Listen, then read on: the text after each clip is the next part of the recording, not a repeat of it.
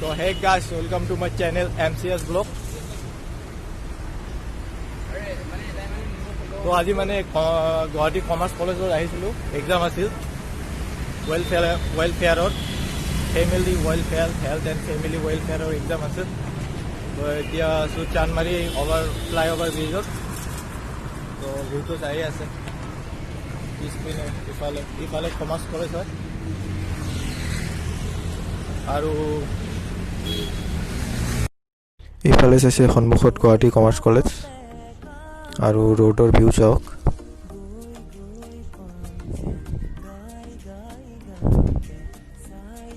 এইবিলাক চাওক আৰু আমাৰ পিছপিনে আছে JB ল কলেজ, যিটো এষ্টাব্লিছ হৈছিল 1969ত।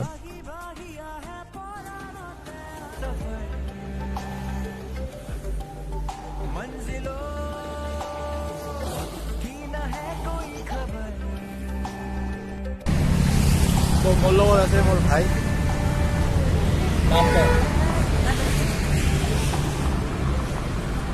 আৰু এতিয়া মানে ঘৰত গৈ আছোঁ, ইণ্টাৰভিউটো হৈ গ'ল, ঘৰত গৈ আছোঁ। এতিয়া এইবিলাক দেখুৱাই ঘৰতে অলপ ফুৰি মানে হাতী যাম আজি ঘৰত, 9 কিলোমিটাৰ হাতী ঘৰত যাম আজি।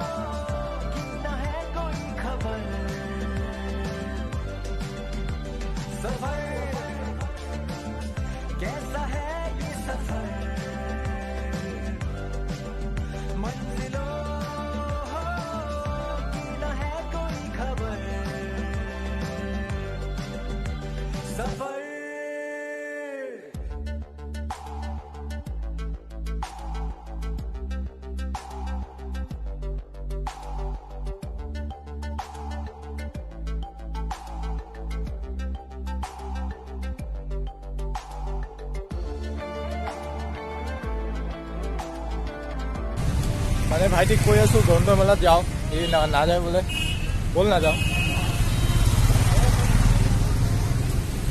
এতিয়া আছোঁ মই চানমাৰী ফ্লাইঅভাৰ ব্ৰিজ পাৰ হ'লোঁ। এক্সাম দিব কৈছিলোঁ গুৱাহাটী কলেজত, কমাৰ্চ কলেজত। এতিয়া মানে গৈ আছোঁ, ঘৰত গৈ আছোঁ, খোজকাঢ়ি যাম, পইচা নাই আৰু। পকেটত আছে 10 টকা অনলি, খোজকাঢ়িয়ে যাওঁ। ড্ৰেছআপ চাইছে পুৰা মানে ফৰ্মাল হয়, কিন্তু পকেটত মাল নাই। ইয়াত ফাষ্টফুডৰ দোকান আছে চানমাৰীৰ ওচৰতে, ফ্লাইঅভাৰ ব্ৰিজ পাৰ হৈ বহুত ফাষ্টফুডৰ দোকান পাব। টকা ফাইনেলি মানে ভাই মানে মান্তি হ'ল যে গ্ৰন্থমেলাত যাব মোৰ লগত, সেইকাৰণে গ্ৰন্থমেলাত গৈ আছোঁ। মই মানে যাই আছোঁ একচুৱেলি। সন্মুখত কোনোবা হয় নাজানো, আগত গৈ আছে, আমাৰ আগত গৈ আছে, আমাৰ ভিডিঅ' বনাইয়ে আছোঁ। আৰু ইফালে সন্মুখত চাওঁ গ্ৰন্থমেলা বৰ্ড লটকাই দিছে। এতিয়া এণ্ট্ৰি ল'ম, মাষ্ট এণ্ট্ৰি, একদম মাষ্ট এণ্ট্ৰি চাব একদম। ইফালে চাওঁ গ্ৰন্থমেলাৰ ভিউখিনি আগৰ, আজি যে ইমান ভিৰ হৈছে। তো ফাইনেলি গ্ৰন্থমেলাত প্ৰৱেশ কৰিলোঁ, হাত পূৰা চেনিটাইজ কৰি ল'লোঁ। প্ৰৱেশ মানে য'ত মানে মেইন গেটটো তাত হাত চেনিটাইজ কৰি ল'লোঁ পূৰা। আৰু ইয়াত ভিৰ চাওক, মানুহৰ ভিৰ চাওক, পূৰা মানুহ মানে আজি ছানডে কাৰণে মানে পূৰা মানে ভিৰ লাগি আছে দোকানবোৰত। চেলো তামাম হৈছে চাগে গম পোৱা যায়, চেল আজি তামাম হ'ব। আৰু মানুহ চাওক না, 90% মানুহ আহে, তাৰে 50% মানুহ বুক লয় আৰু 40% মানুহ এনেই ফুৰিবৰ কাৰণে আহে, লগত লগৰীয়া হৈ।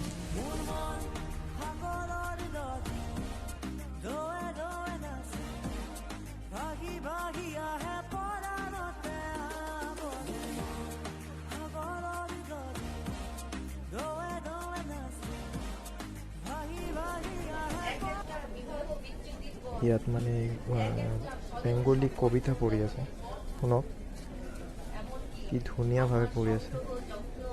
মানে মই শুনি মানে তাতে মানে থিয় হৈ আছিলোঁ 5 মিনিটমান তাতে থিয় হৈ আছিলোঁ, শুনি আছিলোঁ কবিতাটো।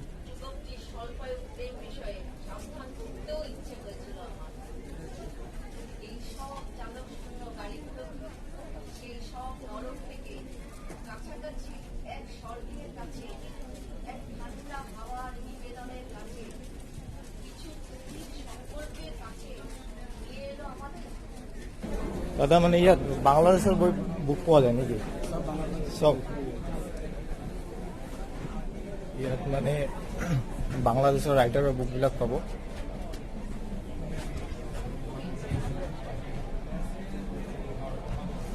দেখুৱাই এটা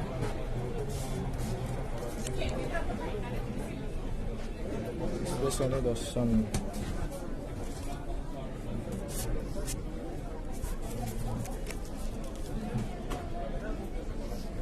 পুলিশেৰ ইতিহাস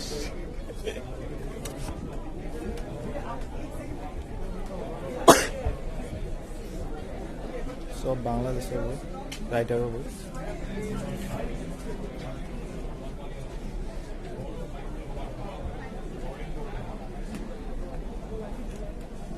সেল কেনেকুৱা হৈ আছে? মোটামুটি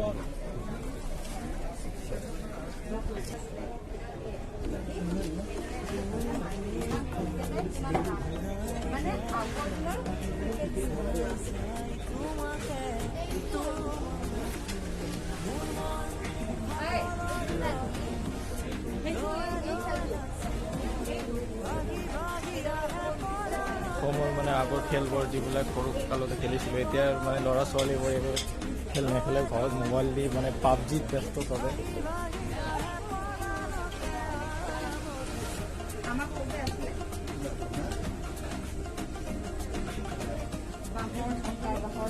বাঁহৰ গাড়ী সৰুতে এইবিলাকে আছিলে আমাৰ, আমিও খেলিছিলোঁ এইবিলাক দি।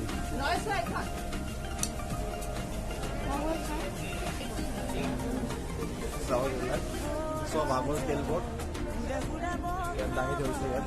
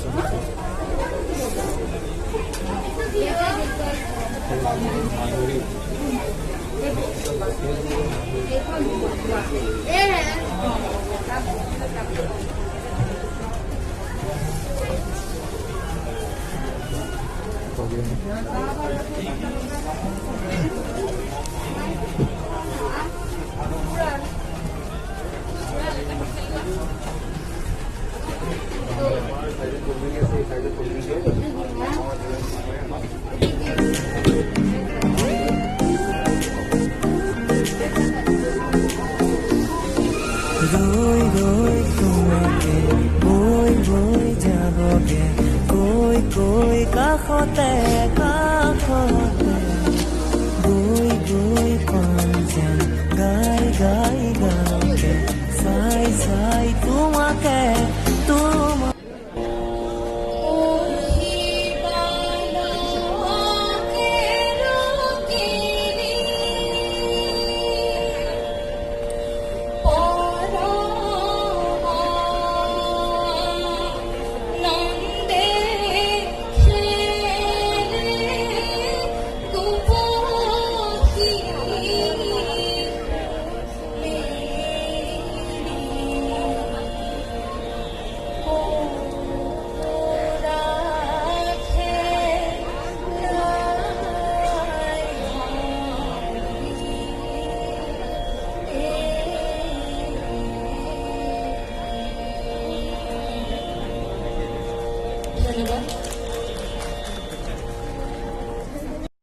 98% কাম কমপ্লিট কৰিছোঁ। বাকী অন্যান্য কিছু মিলাই চোৱা কামহে আছে আৰু অচিৰেই আমি ৰাইজৰ মাজলৈকে এই শ্ৰব্য অভিধান, এই অভিধানখন কিমান দৰকাৰ, অসমীয়া ভাষাৰ যিসকলে অনলাইন চৰ্চা কৰে বা অন্যান্য চৰ্চা কৰে তেওঁলোকক ভালকৈ বুজি পাব। আৰু অসমীয়া ভাষা প্ৰতিষ্ঠা কৰাৰ কাৰণে এই লিপি যেনেকৈ দৰকাৰ ঠিক তেনেকৈ এই শ্ৰব্য অভিধানো অতি দৰকাৰ। অসম প্ৰকাশন পৰিষদে অকল অসমীয়া ভাষাৰেই নহয়, অসমৰ অন্যান্য ভাষাভাষী জনগোষ্ঠীয় লেখক লেখিকাসকলৰ ভাষা আৰু তেওঁলোকৰ লিখনিকো প্ৰমোচনৰ কাৰণে কাম কৰিবলৈ আৰম্ভ কৰিছে। ইতিমধ্যে পূৰ্বতেও বড়ো ভাষাত আমি ৰামায়ণ মহাভাৰতৰ উপৰিও বড়ো দ্বিভাষিক বুৰঞ্জী ৰচনা হৈছিল। এইবেলি আমি বড়ো ভাষাৰ এখন গ্ৰন্থ ছপাবলৈকে সক্ষম হৈছোঁ। ৰাভা ভাষাৰ প্ৰথম আলোচনী বাদুং দুপ্পা আমি প্ৰথম দিনাই একত্ৰ সংকলন আমি ইয়াতে মুকলি কৰিছোঁ। আমি বিষ্ণুপ্ৰিয়া মণিপুৰীসকলৰ সমাজ সংস্কৃতিৰ ওপৰত গ্ৰন্থ ইতিমধ্যে মুকলি কৰি দিছোঁ। তিৱাসকলৰ মাজৰ যিসকল লেখকে অসমীয়া ভাষালৈ অৱদান আগবঢ়াইছে সেইসকল লেখকৰ লেখনিৰ একত্ৰ সংকলন আমি ছপা কৰি উলিয়াইছোঁ। কাৰ্বিসকলৰ সমাজৰ যিসকল লেখক লেখিকাই অসমীয়া ভাষা সাহিত্যলৈ অৱদান আগবঢ়াইছিল সেইসকলৰ লেখকৰ ইতিমধ্যে 2 বছৰ আগতে আমি একত্ৰ সংকলন এখন ছপা কৰি উলিয়াইছোঁ। দেউৰী ভাষাৰ শব্দকোষ আমি ছপা উলিয়াইছোঁ। চাহ জনগোষ্ঠীৰ 2গৰাকী পেঞ্চনাৰ, প্ৰথম পেঞ্চনাৰ নাৰায়ণ ঘাটোৱাৰ ৰচনাৱলী আমি ইতিমধ্যে উলিয়াই দিছিলোঁ। মেঘৰাজ কৰ্মকাৰৰ ৰচনাৱলীও আমি উলিয়াই দিছোঁ। এনেদৰে প্ৰতিটো জনগোষ্ঠীৰ ভাষা আৰু সেই জনগোষ্ঠীৰ লেখকসকলৰ উপযুক্ত প্ৰতিনিধিত্ব পাব পৰা যাতে পাৰে তাৰ কাৰণে আমি প্ৰচেষ্টা আৰম্ভ কৰিছোঁ। এয়া বৰ অসম গঢ়াৰ এক ভাষা সাহিত্যৰ দিশেৰে প্ৰাথমিক প্ৰচেষ্টা। আজি এই গ্ৰন্থমেলাত আমি সেইবাবে হয়তো সকলোৰে আশীৰ্বাদ পাইছোঁ আৰু গ্ৰন্থমেলাৰ সামৰণিৰ দিনটোত আজি মাননীয় 2খন সাহিত্য সভাৰ সভাপতি ডাঙৰীয়াক আমি আমন্ত্ৰণ কৰি আনি আমাৰ এই যাত্ৰাৰ অংশীদাৰ হোৱাৰ কাৰণে এক সুযোগ গ্ৰহণ কৰিছোঁ। আজি এই সামৰণি সভাত মই সকলোকে আদৰি জনাইছোঁ। নমস্কাৰ, ধন্যবাদ।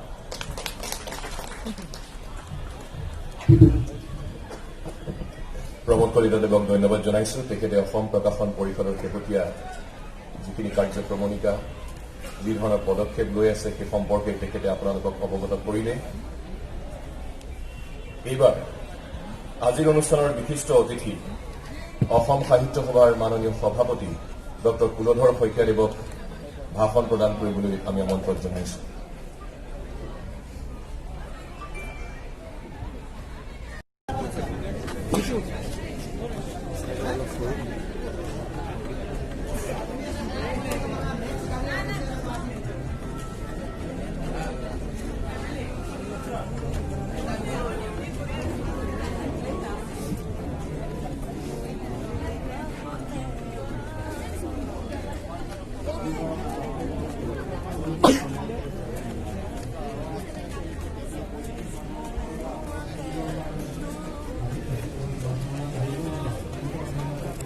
এই দোকানটোত কিবা বোলে মাছৰুমৰ প্ৰডাক্ট পোৱা যায়, ট্ৰেডিশ্যনেল মানে বস্তু মানে ড্ৰেছ পোৱা যায়।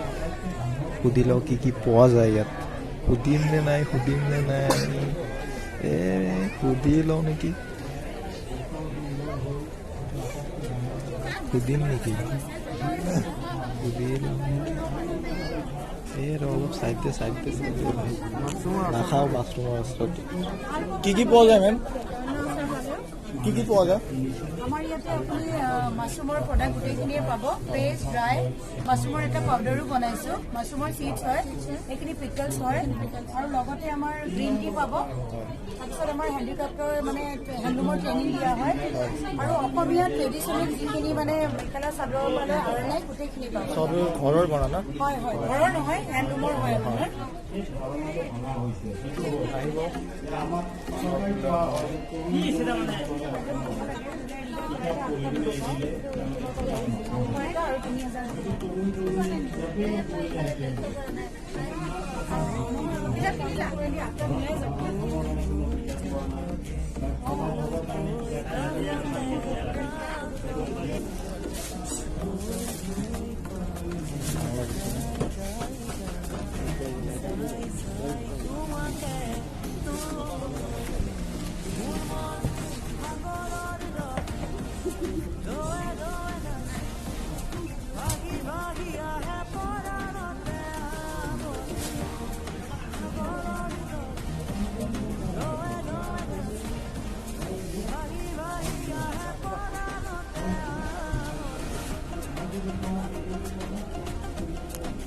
হীৰেণ ডাঙৰীয়া, কুমুদ কলিতা আৰু আটাইকে মই মোৰ ফালৰ পৰা সন্মুখত বহি থকা ৰাইজক সম্ভাষণ জনাইছোঁ। আৰু আজিৰ গ্ৰন্থমেলাৰ অন্তিম ক্ষণলৈ আপোনালোকক আদৰণি জনাইছোঁ, কাৰণ কিছু সময়ৰ পাছতেই গ্ৰন্থমেলাৰ অন্ত পৰিব। আৰু এই গ্ৰন্থমেলাই আমাৰ আটাইৰে মনৰ ভিতৰত এনেকুৱা কিছুমান ইমপ্ৰেশ্যন বা চাপ মাৰি থৈ যাব, যিটো অহা বছৰলৈকে আমাৰ অবিচ্ছেদ্যভাৱে আমাৰ মানস পটত উদ্ভাসি থাকিব।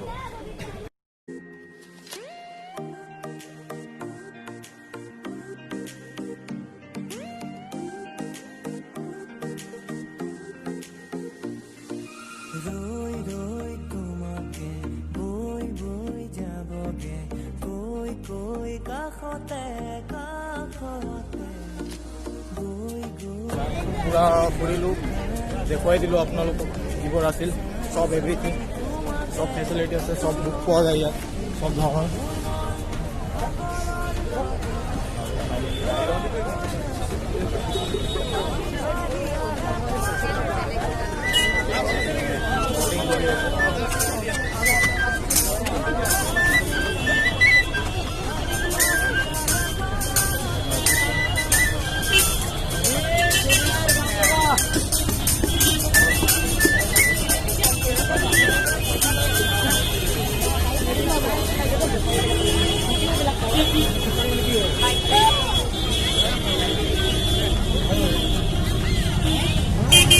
সেই গাছ কেনে লাগিল ভিডিঅ'টো চাই, ভিতৰৰ যিবিলাক হ'ল চব আপোনালোক দেখুৱালোঁ, বুক চুক যিবোৰ আছিল।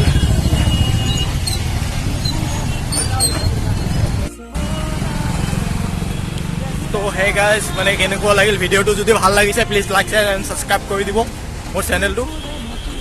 আৰু যিবিলাক চালে দেখুৱাই দিলোঁ আপোনালোকক অসমৰ কালচাৰবিলাক আৰু আগৰ মানে খেল ধেমালিবিলাক, আৰু যি সুবিধা কৰিছে মানে আপোনালোক অসমীয়া গ্ৰন্থ মানে পঢ়ি থাকক, অধ্যয়ন কৰি থাকক, আৰু নতুন নতুন ভাষাবিলাক মানে শিকি থাকক।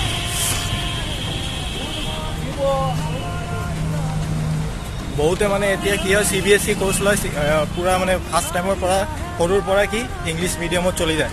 এতিয়া অসমীয়া ভাষাৰ কোনো মূল্যই নাই অসমত, চবে মানে ইংলিছ মিডিয়াম CBSE কোৰ্চ। তো কেনেকৈ মানে অসমৰ ল'ৰা ছোৱালীবিলাক মানে অসমীয়া ভাষা লাৰ্ণ কৰিব, মানে শিকিব। তো সেইকাৰণে সৰুৰ পৰা মানে অসমীয়া ভাষাটো অধ্যয়ন কৰা বহুত গুৰুত্বপূৰ্ণ হয় আমালোকৰ কাৰণে। অসমীয়া ভাষা পঢ়ক, জানক, অসমৰ কালচাৰবিলাক জানক, এইটোৱে আৰু।